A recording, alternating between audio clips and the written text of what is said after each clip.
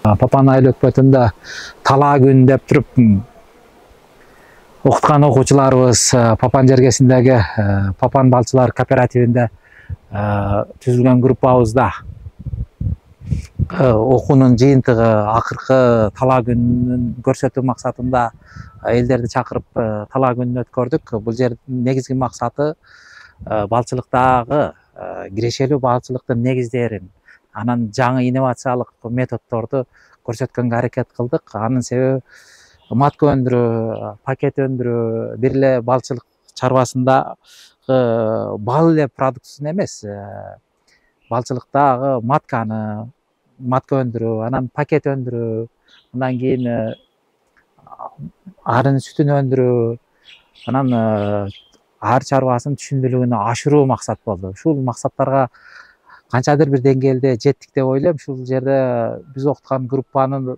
да ушул Карыбеков Садырдын үйүндө чарбасында турабыз азыркы күндө. Ушул жерде минималдуу моделин түзүп көрсөтө алдык.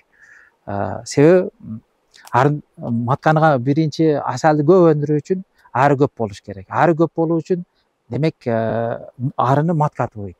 Демек матка өндүрүүнүн методикасы кандай? Негизги максатыбыз ушул плодный матка, тууп аткан матканы өндүрүү.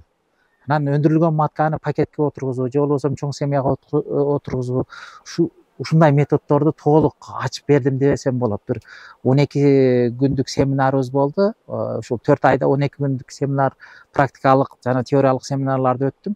Ушунда матка өндүрүү, матканы тукумга киргизүү, тукумга кирген матканы пакетке отургузуу, пакетте отургузулган матканы жада калса продукт бере турган чоң семьяга отургузуу методдорун толук үйрөтө алдым десем болот. Эми бул жерде арчылык өзү чыгармачылык жумуш. Окуган балдар Кудайга шүгүр эле жакшы бир практикалык жана теориялык илимдерди алды десем болот. Анан ар бир кылынып аткан жумушту ушул окутуп аткан окуучулар, шакирттер өз колу менен жасап ушул нерсеге жетишти деп ойлойм. Эми эң негизги 12 күндүк ушу 4 айдын ичинде өтүлгөн практикабыз өз максатына жетти деп ойлойм. Кудайга шүгүр. Жыйынтыктарыбыз мен ойлойм, мен күткөндөн эле жакшы болду. Балдар ушунчалык кызыгып, ушунчалык бир жакшы өзүнүн аракети менен иштешти. Буюрса али ийгиликтерибиз алдында.